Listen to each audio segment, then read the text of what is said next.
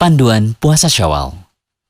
Kita tahu bersama bahwa puasa sunnah pada bulan Syawal itu punya keutamaan yang besar. Bagi yang telah berpuasa Ramadan dengan sempurna, lantas mengikutkan puasa 6 hari di bulan Syawal, maka ia akan mendapatkan pahala puasa setahun penuh. Sebagaimana sabda Nabi SAW, barang siapa yang berpuasa Ramadan, kemudian berpuasa 6 hari di bulan Syawal, maka dia berpuasa seperti setahun penuh. Kenapa puasa Syawal bisa dinilai berpuasa setahun? Mari kita lihat pada hadis Sauban bekas budak Rasulullah berikut ini. Dari Rasulullah SAW, beliau bersabda, barang siapa berpuasa 6 hari di bulan Syawal setelah Idul Fitri, maka ia telah menyempurnakan puasa setahun penuh. Karena siapa saja yang melakukan kebaikan, maka akan dibalas 10 kebaikan semisal. Hadis riwayat Ibnu Majah. Al-Hafidz Abu Thahir mengatakan bahwa hadis ini sahih. Di situ disebutkan bahwa setiap kebaikan akan dibalas minimal dengan 10 kebaikan yang semisal. Ini menunjukkan bahwa puasa Ramadan sebulan penuh akan dibalas dengan 10 bulan kebaikan puasa. Sedangkan puasa 6 hari di bulan Syawal akan dibalas minimal dengan 60 hari atau 2 bulan kebaikan puasa. Jika dijumlah, seseorang sama saja melakukan puasa 10 bulan ditambah 2 bulan, yang hasilnya sama dengan 12 bulan. Itulah mengapa orang yang melakukan puasa Syawal bisa mendapatkan ganjaran puasa setahun penuh. Berikut kami rangkum beberapa catatan tentang puasa Syawal. Pertama, puasa sunnah Syawal dilakukan selama 6 hari, sebagaimana disebutkan dalam hadis di awal tadi. Kedua, puasa Syawal lebih utama dilaksanakan sehari setelah Idul Fitri, namun juga tidak mengapa jika diakhirkan, asalkan masih di bulan Syawal. Syekh Muhammad bin Shalih Al-Utsaimin rahimahullah berkata, para fuqaha berkata bahwa yang lebih utama 6 hari puasa Syawal dilakukan setelah Idul Fitri atau 1 Syawal secara langsung.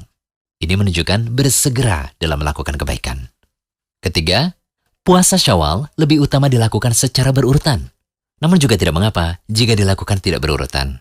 Syekh Ibnu Utsaimin juga berkata, lebih utama puasa Syawal dilakukan secara berurutan, karena itulah yang umumnya lebih mudah. Itu pun tanda berlomba-lomba dalam hal yang diperintahkan. Keempat, usahakan untuk menunaikan qada puasa terlebih dahulu, agar mendapatkan ganjaran puasa Syawal, yaitu puasa setahun penuh. Ibnu Rajab Al-Hambali rahimahullah berkata, siapa yang mempunyai kewajiban qada puasa Ramadan, hendaklah ia memulai puasa qadanya di bulan Syawal. Hal itu lebih akan membuat kewajiban seorang muslim menjadi gugur. Bahkan puasa qada itu lebih utama dari puasa 6 hari Syawal. Kelima, puasa Syawal tidak boleh digabungkan dengan qada puasa Ramadan. Kami tegaskan sekali lagi ya, tidak boleh melakukan puasa 6 hari di bulan Syawal dengan niat ganda, yakni menggabungkan puasa sunnah dan mengqada puasa Ramadan yang pernah ditinggalkan. Karena meninggalkan puasa ketika Ramadan, baik karena alasan yang dibenarkan maupun tanpa alasan, itu wajib untuk diqada. Sementara puasa 6 hari Syawal itu hukumnya sunnah. Oleh karena itu, hendaknya orang yang memiliki utang puasa terlebih dahulu mengqada utang puasa Ramadan, baru kemudian melaksanakan puasa sunnah 6 hari bulan Syawal. Keenam, puasa Syawal boleh digabungkan dengan puasa sunnah Ayyamul Bid atau puasa sunnah Senin Kamis. Syekh Muhammad bin Shalih Al-Utsaimin rahimahullah berkata, jika puasa 6 hari Syawal bertepatan dengan puasa Senin atau Kamis, maka puasa Syawal juga akan mendapatkan pahala puasa Senin. Begitu pula puasa Senin atau Kamis akan mendapatkan ganjaran puasa Syawal. Hal ini berdasarkan sabda Nabi SAW, sesungguhnya setiap amal tergantung pada niat, dan setiap orang akan mendapatkan pahala yang ia niatkan. Ketujuh, mengenai niat puasa Syawal, boleh kok berniat di siang hari, tapi selama belum makan dan minum sejak subuh ya, dan boleh membatalkan puasa ketika melakukan puasa sunnah.